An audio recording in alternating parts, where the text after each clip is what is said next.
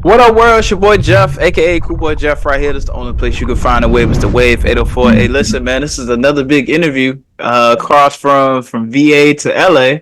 You know, just happy. This is very very happy, very fortunate. But I'm gonna let this young lady go ahead and introduce herself, and she got a lot of stuff to talk about. But well, let everybody know who you are real quick. Hello, in whatever part of the world you're in, whatever time zone you're in, good morning, good afternoon, good evening. My name is LaSaige. Everybody just calls me Sage. I am the owner and the founder of the Sage Effect. That is the name of my business. All right, she's a business owner. You know what I'm saying? She has a very hell of a good story. Is what we talked about off camera. But we're gonna go ahead and get you started. So let everybody know like your upbringing. You know what I'm saying? And what got you going on? Well, what got you going into what you're doing right now? So just go ahead and let everybody know about yourself. All right, that's fine. Well, thank you for joining in and listening in to my story from wherever you are. First of all, I appreciate people that take their time out for me. That's very important for me. Because I know everybody's on the go. Everybody's trying to get on the up and up, especially with stuff in the economy, So I just first off want to pay my tribute to that.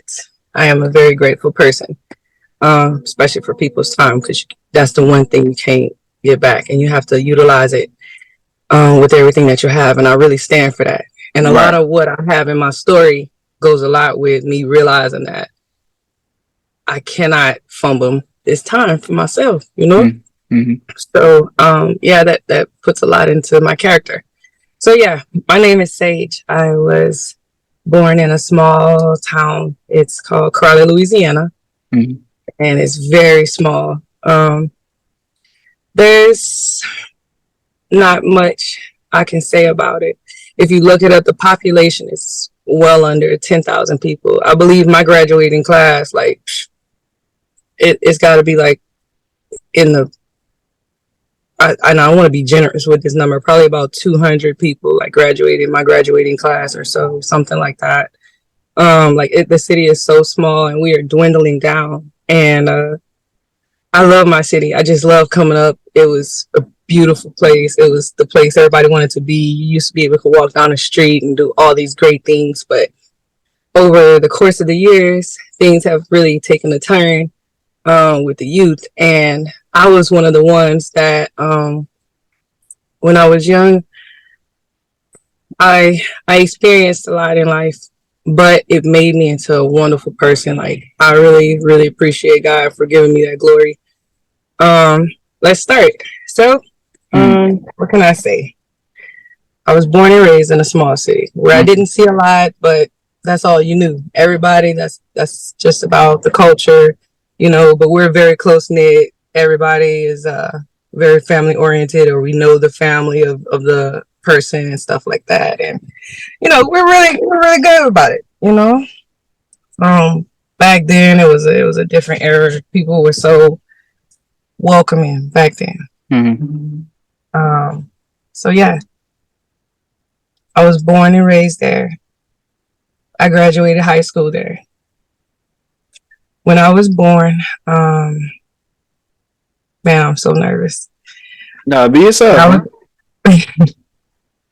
When I was born to my mother, I was my mother and father's first child ever. My first grandmother's first grandchild. And I didn't have too much of a good upbringing.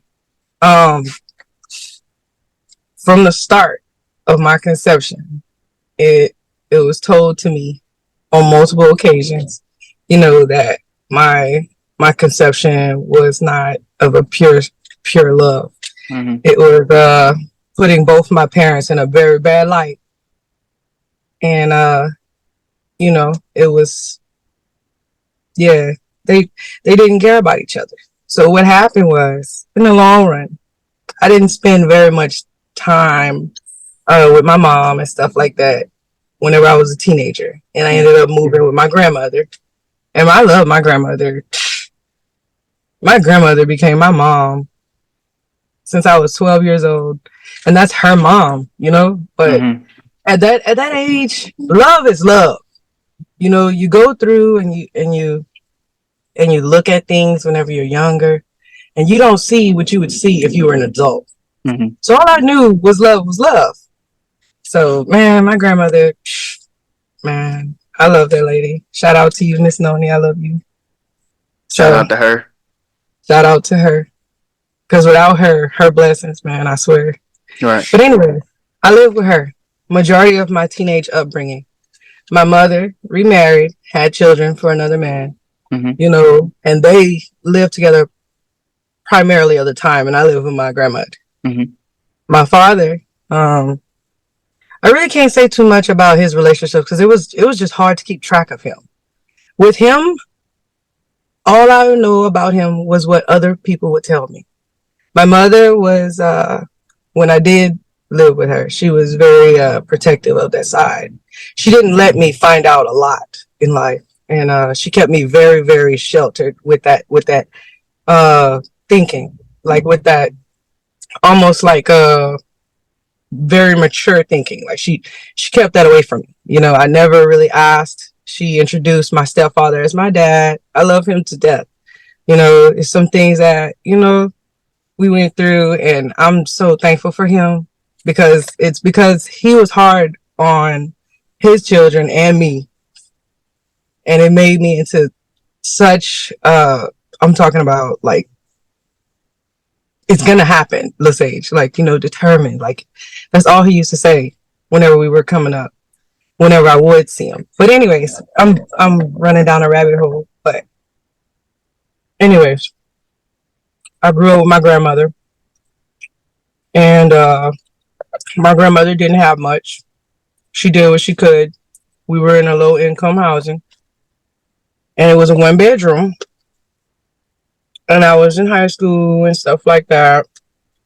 And I ended up, you know, being a teenager and doing things that teenagers do. And I ended up getting pregnant for my son. Mhm. And at this time, I'm working. I had a job, 2 jobs actually. And I was still in high school though, but I still lived with my grandmother, and I still lived in the 1 bedroom. So I wasn't really paying any bills. I was just, you know, experiencing that side of life that I hadn't had because I didn't grow up with that. I didn't grow up with a lot of the expensive Jordans all the time, or it was a like we had a lot for them, but in all reality, we did just about average of everybody else. Every so couple of months, something would happen, or we would get some great Christmas or like a tax return, and it would just be good for those periods in our lives. But nah, nah, nah, nah. But um, after that, I'm working and I'm making my money and I'm spending it out. I'm getting my hair done. I'm Mhm. getting my nails done. I'm getting my toes done. I'm buying my son stuff. Well, no, not yet. But when I got pregnant, I started buying my son stuff and I started saving more money. And at that point, I was in high school. I remember I didn't care about my grades. And then as soon as I got pregnant, I made straight A's because I knew better and Mhm. I could. And I was like, no, this shit got to change. Like, time at that point, because now I remember my upbringing. I came up pretty hard, you know.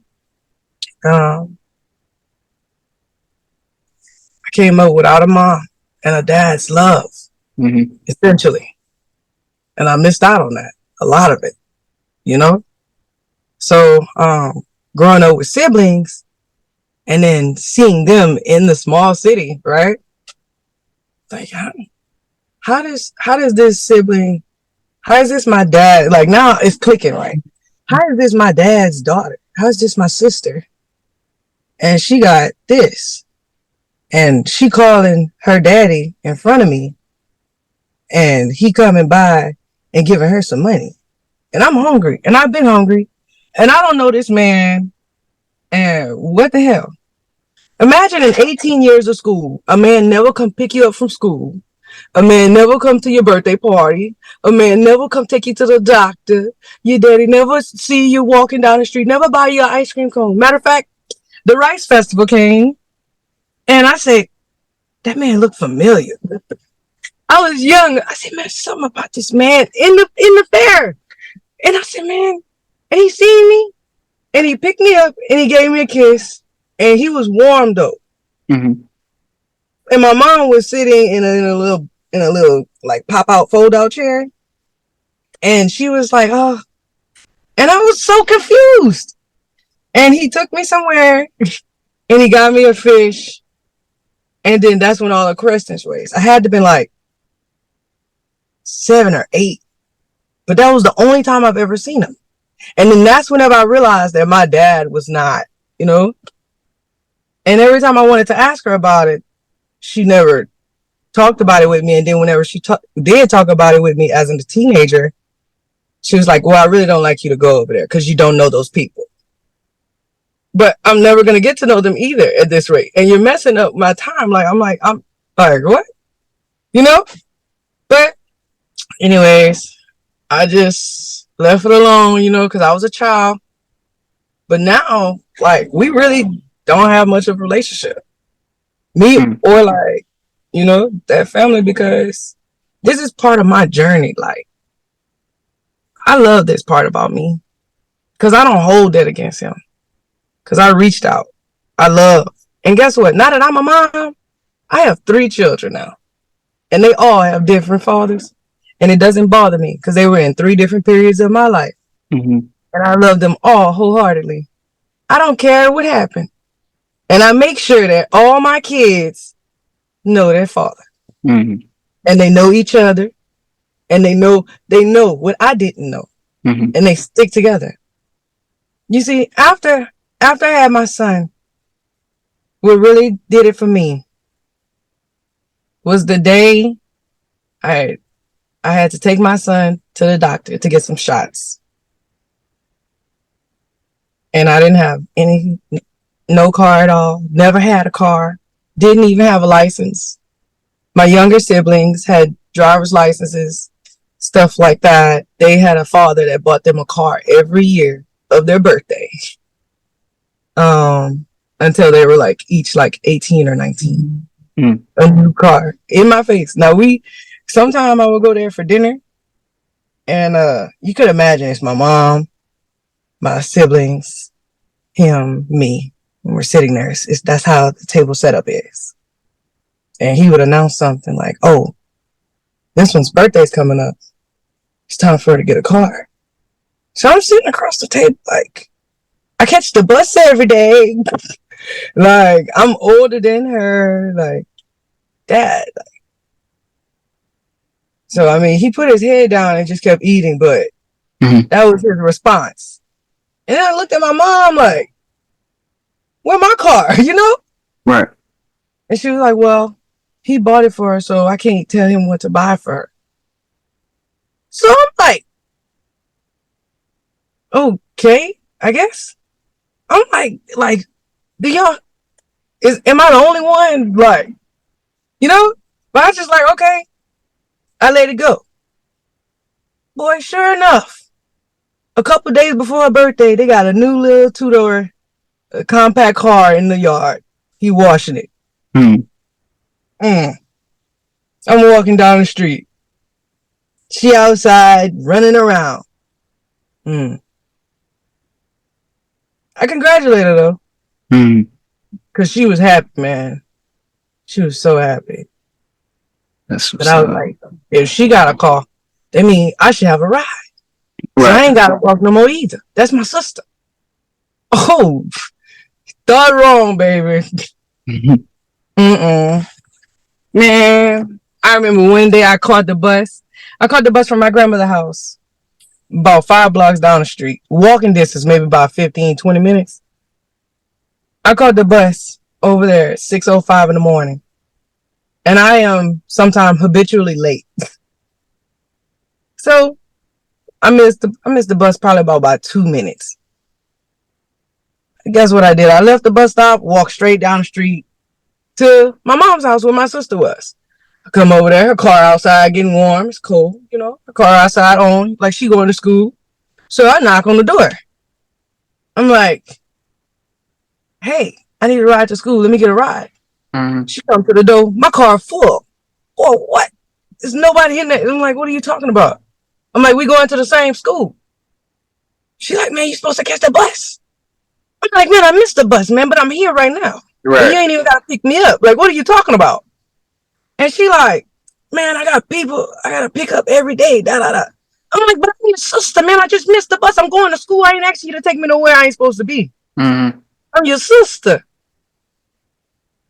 So, anyways, I start getting loud. I ain't lying. I start getting loud. Start banging on shit. It's 6 in the morning. I'm banging. Bop, bop, bop, bop, bop. My mama get up. Hey, make her give me a ride to school. While I beat her up in. I beat her up in here. So she said, "Oh, you can give her a ride to school." She's like, "Oh, well, you gotta sit in the back." So I don't care. Got a ride though. Mm. So that's how I rode to school that day. But I never did it again. I wasn't late no more after that. Ish. Damn. Yeah. Damn. Like I so always so felt so how that. did you feel like behind that? Because I know it was a lot of emotion, but I was like, boy, whenever I get my shit together, y'all gonna eat it. I say, oh boy, my walking days is almost over. mm-hmm. That whole time, it's a 2-door. I had to get it. She had to pull the seat up and sit in the back. I felt trapped in that. And then look, her friend came in. I could tell you her name, but I'm not. Her friend came in, opened up the door, and then looked at her, and then she sat in the front, and then like to say like you like for real, and then she was like, hurry up, close the door, we're gonna be late. So like to say like why she ain't like or what you got going on or like what like how she like like it's obviously something talked about where the girl had to stop. Like, well, like you got her in this car, but we don't really live together. So, Mm-hmm. but I'm still like, like whatever, cool, like still love her, whatever. But I'm like, she's young, like like she gotta, I don't know, like I lived a different lifestyle, like I seen things differently because Mm-hmm. I didn't have that love, and I tolerated a lot. I had a lot of patience with them. Mm. I was so curious at a young age about everything. Man, I remember one time I whenever me and my mom were going through it when I was young, I was like 12. And I was going to court for like teen court and shit. Man, it was this program that's supposed to help like troubled youth, but I was not troubled. I was very adamant about that. I was not troubled. I just did not like my environment. I didn't like it. At 12 years old, her and my stepfather, they were starting a divorce. And Mm-hmm. boy, the little visits I would get, oh, that was done. I couldn't even really go around that. Boy, it was, man, the kids, those children, they tortured me like, your daddy ain't doing nothing. That's my daddy. This. My daddy took care of you. My dad. Like, they really, you know? Mm-hmm.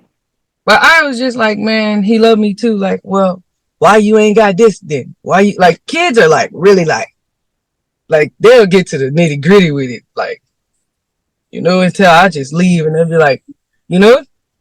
Or they would tell their mom like they had all these nice things from their father and I had really nothing. And Right. they would have all these nice things and they would go to my mom and say she stole something, and I would be like, no, I did. Mm-hmm. And they would be like, you need to go back where you come from. Mm. And I just would leave like, cause don't come around me and tell me something missing, bro. That's the wrong thing to do. Like I don't take nothing. Right. So at that time, with all that going on, so I was going to school every day. Very, very intellectual. I love to learn. I love finding out new things. I learn how to apply it to my life. Like I just like that. I have a real like thing for learning. Like I learn fast. Like Mm-hmm.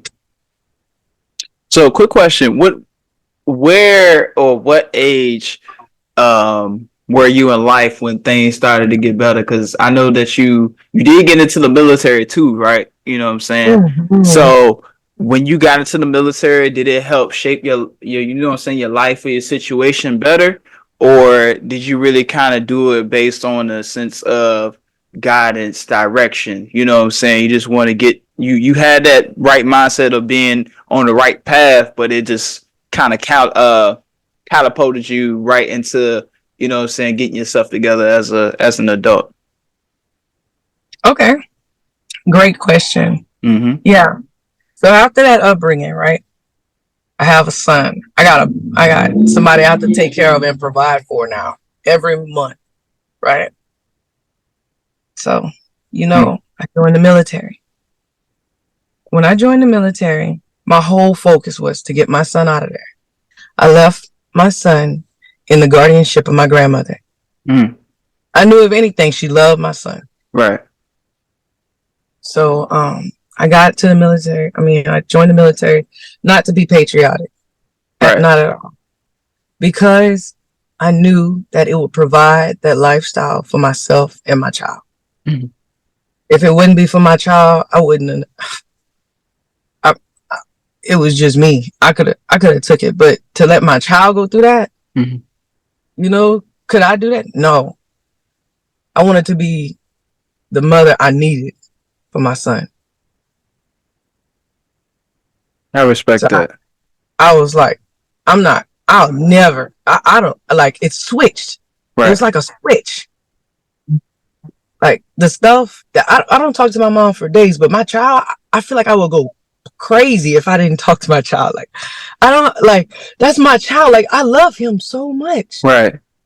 Like how could people go months without talking to their kids? That's Like a that. good Like question. as an adult now, that shows parenting. The child moves far away from you. You know. I But think the the no, go ahead. military. Back to your question, the military helped me with all those things I needed. I Mm-hmm. needed that therapy. For sure they had it. Okay. I needed the benefits for my child. Mm-hmm. I went to the recruiter station and I asked them, will I be able to have a house and a car? Will I be able to afford that if I leave and I put my life on the line? They say, yeah. I say, okay. That's all I needed to hear. Yeah. I'm gonna come home. I knew that. For my baby, because this was my root. This was my reason to start living, to start doing better. Because if it's not the best, then why am I doing it? Is this the Facts. best I can do? No, it's not. You know what I'm saying? That's So facts. I stayed in the military, and I'm not gonna lie, I looked at more than the military because I knew the military wasn't gonna be there forever. I agreed within myself to stay at a comfortable rank enough to balance my life with my kids. All my friends shot up the ladder fast. Mm-hmm. And they all got out. It was stressful. It was too much. It was too demanding. Hours. They tried to have a family when they got the paycheck. You Mm-hmm. know what I'm saying? And that's very commendable. But what I started seeing down was a breakage. It wasn't a balance. The job demanded too much time because of the rank and the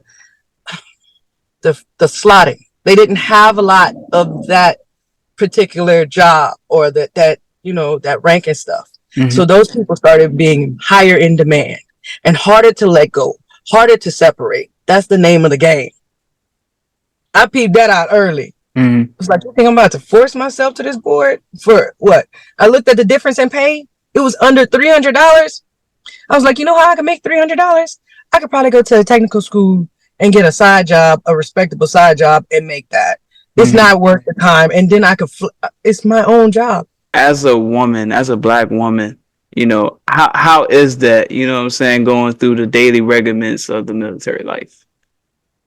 So you want to know like the day for day, play for play, like from when you wake up to when you go to bed? Right. All right. So my personal schedule. Um, I woke up a little earlier, probably around 4:30. Mm-hmm. Um, and I went to the gym earlier in the morning with nothing on my stomach, nothing. Just get up, get dressed, brush your teeth, fix your hair, go, grab your keys, go. You go to the gym for probably about an hour, hour and a half, and then my formations were at 6:30 in the morning. So every day it's the commander's job to lay eyes on you, make sure you're okay, and that's something that they physically have to see you do every Mm-hmm. single day. It's very serious. Your accountability is very serious in the military. I Mm-hmm. will say that. Work in HR. So yeah, did my formation, and a lot of times because I was um a very I already did my PT in the morning, and I had a great PT background. Mm-hmm. So my PT record, my PT scores, and everything, like they really were high. So I got kind of a little bit of leeway there. They do have incentives for higher PT scores. So I know that there's that. So I would utilize that, you know. So right after 6:30, I would leave. I would take my bag. I would go run back home. I would wake my kids up. You know, my son was older. I had everything secured on my house. I had cameras, everything, you know. I checked into everything. How long could they stay? And that's the thing. My son at the time was in middle school. So in middle school, you can watch and stuff like that. So, but it was around a military base. I literally can see the post where I work at in my backyard. Like I was very close, 3 minutes away in a drive. So, it's better to move closer, by the way. I would go home, wake my kids up. It's like 6:45, almost 7. The bus would come at 7:45.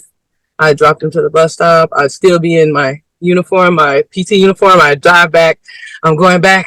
Now it's like 8 o'clock. I gotta like fix me some breakfast. So I'm boiling some water. Either I boil an egg or I make some grits or something. And I'm like, it's something quick. Or I um, grab some fruit and just eat on the go. Like I'm fixing my hair. Like I'm doing everything. Put my uniform on. If I gotta take a shower, I gotta book it, man. Like, so you have to be to work for 9:30. It's really supposed to be 9 o'clock, but for some reason they kind of allow you to be there until 9:30. So you know I'm gonna push it. So yeah, coming there, you know you gotta have all your gear. You gotta go in with your ID card, and then whenever I go in, I have to park. I have to leave my phone outside of a building, and then take a badge and badge in Mm-hmm. every single day. And then you go to work from 9:30 to about 11:30, 11:45 ish, 12 noonish. Yeah, 12. Yeah, 12. And then you come back around 1 after your lunch, and then you work until about 5:30 ish. Well, 5 you know, the flag will sound, and then, about 5:30 you really leave. For me, about 5:30 I really leave. I gotta go pick up my kids at the daycare before 6. So I got that like 20-minute window. Like I do not play like closing the door, locking it up. Hey, we good? It's 5:30. Like I gotta beat traffic. Every every time you're late at the daycare in the military, they still make you pay full price, and they don't care. Mm-hmm. They will take your paycheck and they don't care. It don't matter. It's not a flat fee. It's not. They will freaking charge me $1 per minute per child if I was late. Yes, yes. So my oldest son, he was at like a youth center. It was almost like a basketball goal, like, and some teachers that are just hanging around helping the kids with tutoring and stuff. But that one was free, thank God. But my other two daughters, it's $2 a minute. 5 minutes is $10. Like, come on now. And I'm in Europe, so now, yeah, because the whole time here, I'm in Italy. I don't have a home girl that I can be like, hey girl, you cook. Hey girl, can you pick up my kids? I did, but like all my homegirls are in the army too.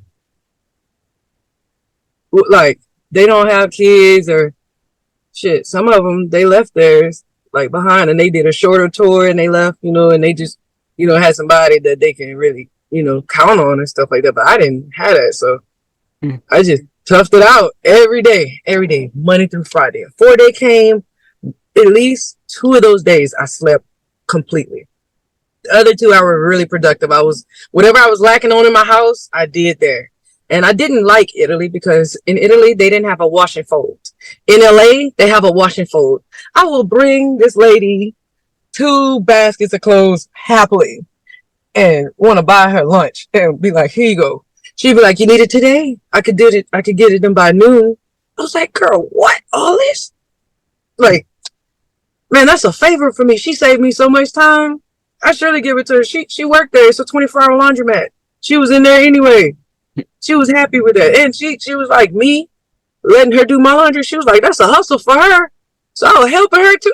Girl, give me your number. You know? Yeah. All this is Yeah. the straight day to day while being in the military, man. That's really like a lot, and it kept you busy.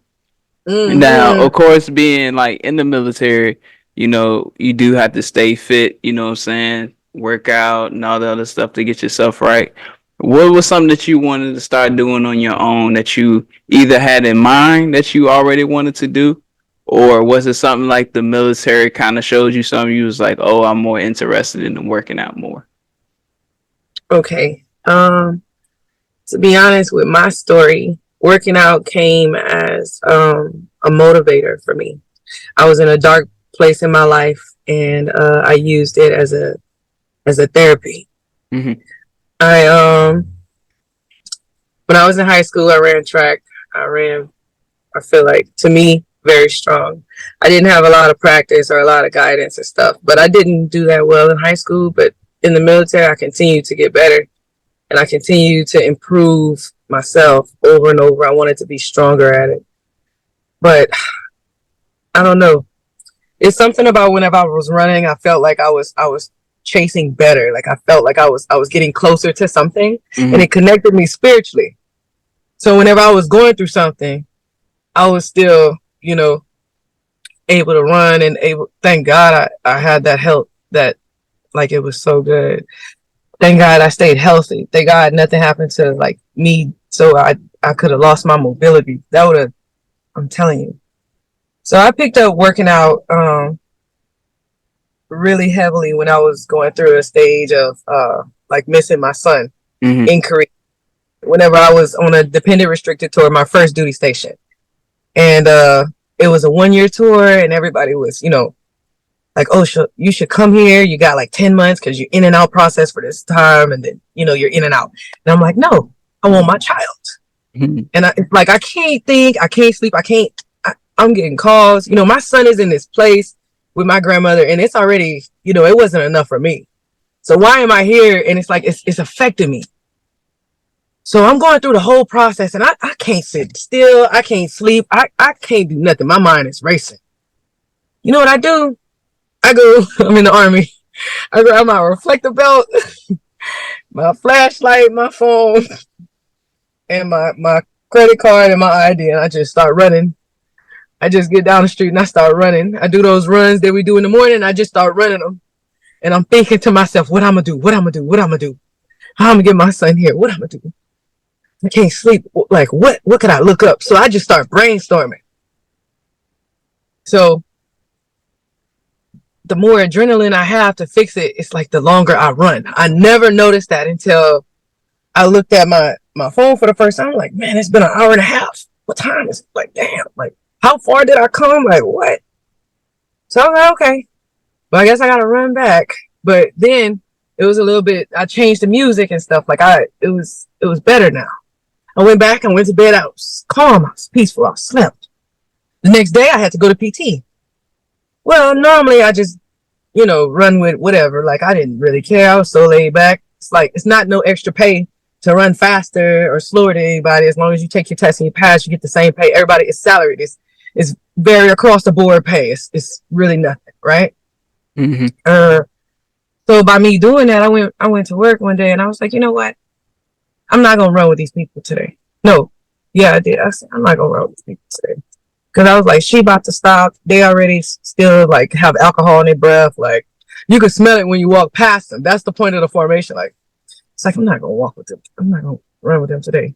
So they call out like A train, like, who wants to run the A train? And you can see all the guys going to line up. So I'm like, I'm gonna go over there. So I went over there. And you can see everybody's reaction, like, what? Like, she was just in B, like, da da da. So I'm like, so they laughing and snickering and stuff. So I'm like, okay, whatever. And then it's all white males and a lighter Hispanic male. But you know how they got dark Hispanic and light Hispanic? He was lighter, had a comb over. They all start stretching and shit in front of me. So I'm like, cool, cool, cool. I'm ready. Like, y'all don't even know. Man, they take off before the flag even goes off. I run. I don't even know. They don't talk the route, nothing. It's a lot of officers. And I could see them like laughing and ha ha ha, hee hee, talking. And I'm catching up behind them. I'm still running behind them the whole time. Like they trying to leave me every turn. But I'm like, swift. And they don't see me sweating at all. I'm like, ha ha ha. I did this yesterday. My lungs is already expanded. Ha ha ha. And they sweating and they all drunk and they like, but I don't know the route. So I let them lead. So they thinking like they know I'm not slow, but they know like maybe she didn't know where to go or she can't pass us or something. So once I learned the route, I'm telling you, I think it was like the 4th or 5th time we ran A train. Mm. And they started talking like, okay, we're gonna go here, we're gonna meet up over here, we're gonna pass the post office, we're gonna run past the tracks, and we're gonna meet back here. You know, like that. So I'm like, all right, I got the route. Boy, dusted. Not everybody, but 2 of them. That spread through my unit like fire. What? Da-da-da. That's how that moving happened. Like FloJo, huh? I've been moving. Wow. And I'm telling you, man, I never lack. I never let up. It didn't matter. Mm-hmm. When I had my daughter and I was in the military, when I got pregnant and I was in the military for the second time, I got pregnant for the second time and I was in the military. They have something called triple PT. It's like pregnant, postpartum PT. And you go there when you first initially find out you're pregnant. All your months of your pregnancy, 6 months or 6 weeks after your pregnancy is now terminated or whatever, however it is, 6 weeks after that. And then up until your baby makes 6 months and you are able to deploy again. Mm. All that. So whenever they find out you're pregnant and you have a confirmation of pregnancy, the commander pulls you in the office and writes you all this stuff like day one. So you get hit with a lot of information and newly pregnant. Getting out the military, all this stuff, what benefits you have today. If you get out, all this stuff, like right there. Yeesh. So I made the decision to stay because I didn't have nothing to go home to. Right. Whatever I had to do, if I had to get up and run, I was going to run. So when I went to my triple PT program, I was serious because I knew that I had to keep this job. Right. I didn't care about what no man did for real. This was my baby. If this man fumbled himself, that means he fumbled me in the balance. Do I trust him? Not like that. Not whenever I know that I have a promising future myself. If I didn't have nothing that I could do and that was the best I could do, then yeah. But I know that's not the best I can do. You know? So within me, I was like, oh shit, I'm going to still keep trying. Like nothing's stopping me from getting these opportunities. Like never leave an opportunity on the table. So I was like, well, at least I'm going to try it because somebody did it. Like people have children all the time. Like I started looking into it. Looking at the ratio, looking at how people come back, started finding people in the community that have done it and just, go and figure this out. And I said, okay, it's possible. And I looked up all the before and afters and everything. I said it's possible. So when I did it and I had my baby, man, it was a combination of that and my grandmother that saved my entire physical. The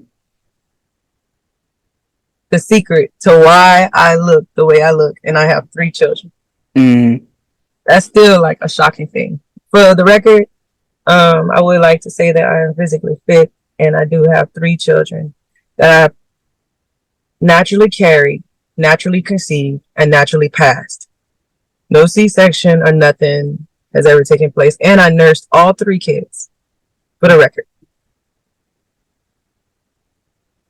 That's tough. And I've only, you know, it's only with a man that I genuinely cared about at the time. Um, like not any like weird, like, oh, arranged type things. I was, I did it naturally, you know,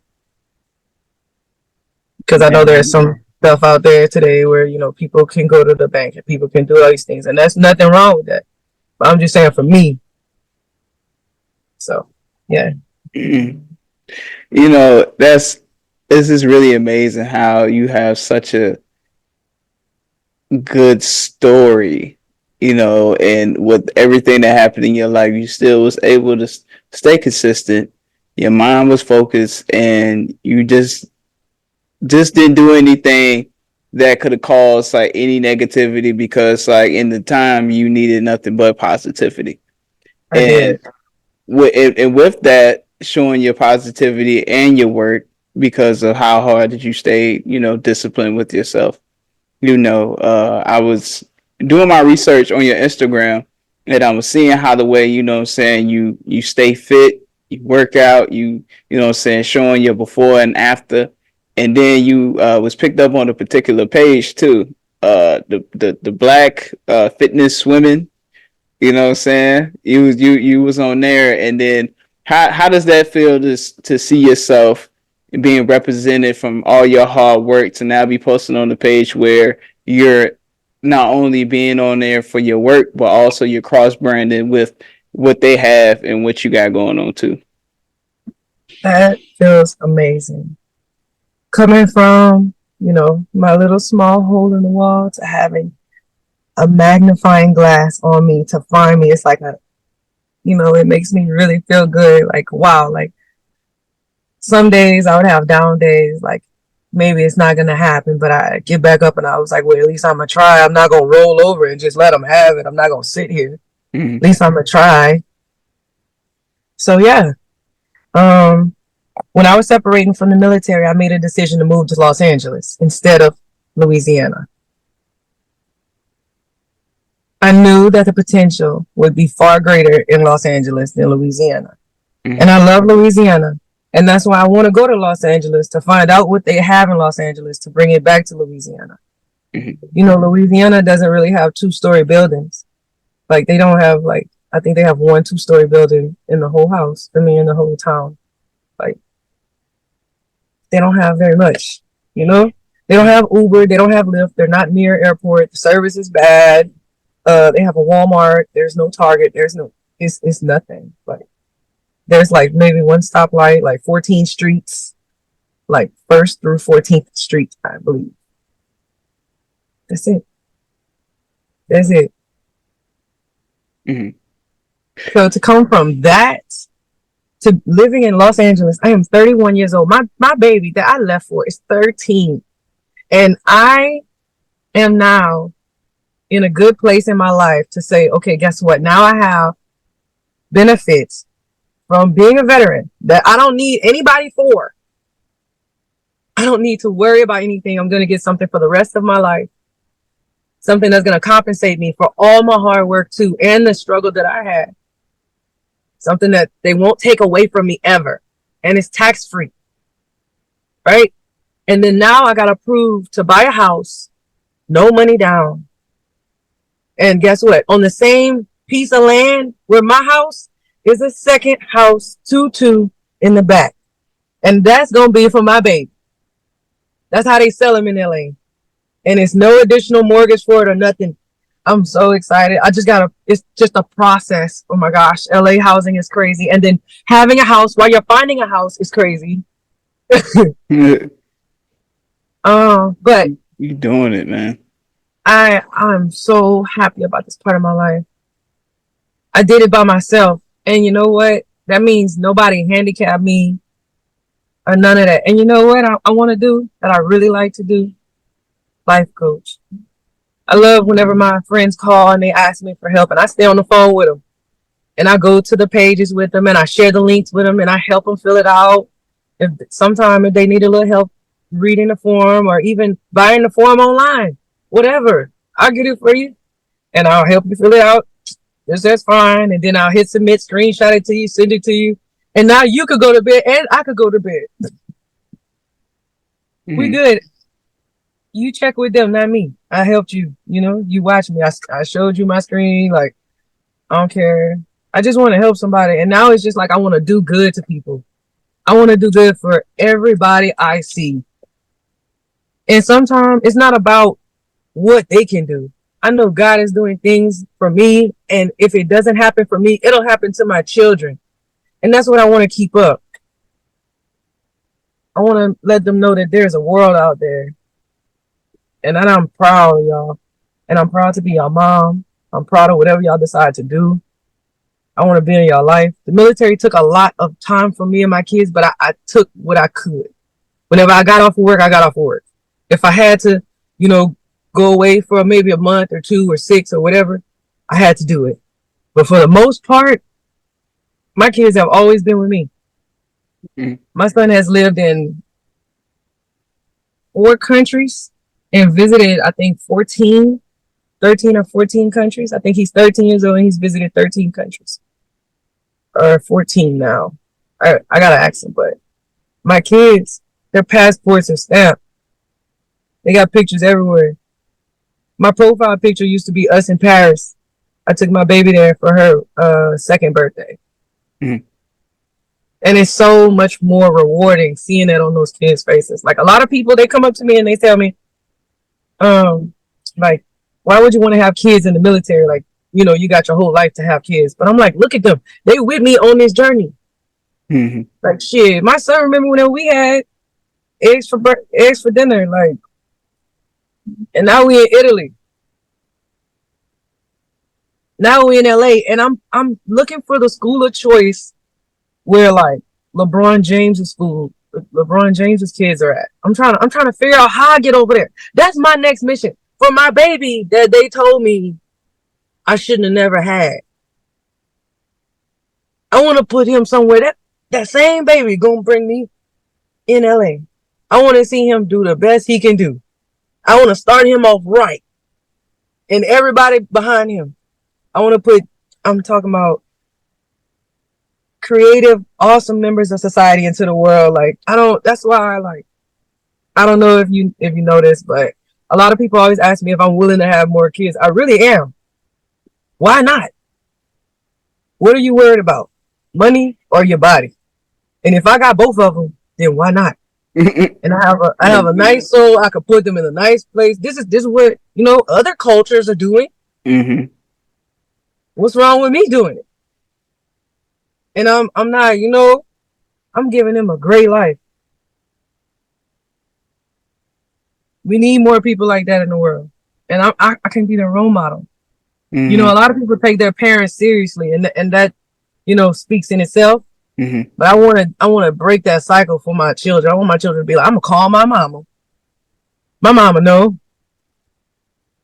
Yeah, That's hey my man, motivation. I respect that. I respect that. It as well as being a father.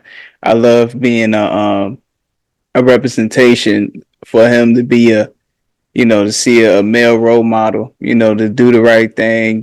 I'm not perfect, but I always try to make sure I provide for my son and give him a better life and set him up right as far as any parent should be. You know what I'm saying? Because your kids do come first once you have them because it's not your life no more. And you just Yeah. got to do what you got to do and just take it on in from there. And my last thing for you, where can people find you at on all social media platforms? After this interview, they probably may have more interest in your workout elements or just to pick your brain on how the way you got through things. Okay. No problem.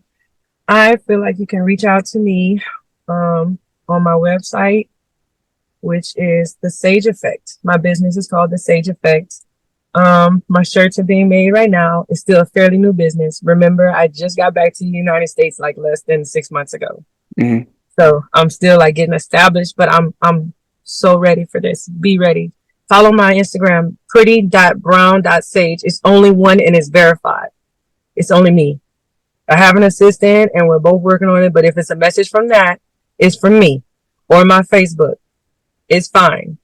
I understand. And then you can also make an appointment to consult with me, life coach with me, get a session in. Let me tell you the name of the website and I'm going to spell it for you. To book with me, sageeffect.as.me.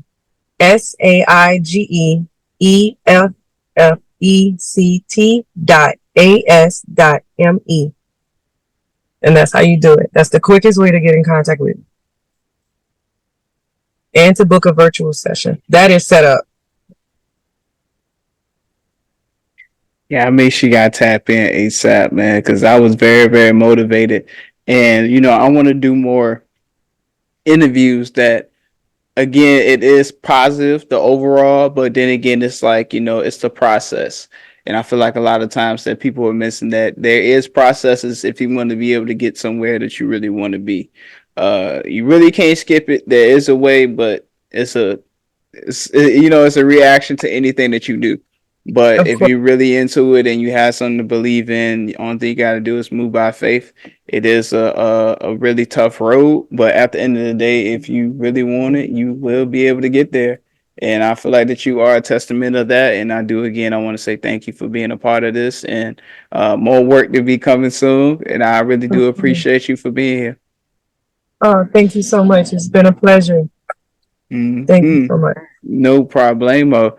Yeah, make sure y'all tap in with her, man. Sage, man, she's lit. She's able to get you some advice to help you on your life. I mean, I hope y'all was sitting here soaking up game just like I was too. Even though it was a black woman, you know what I'm saying? And still, we all go through similar situations, but it does not hurt to sit here and listen to a person and to see where you can be able to get yourself going to as well.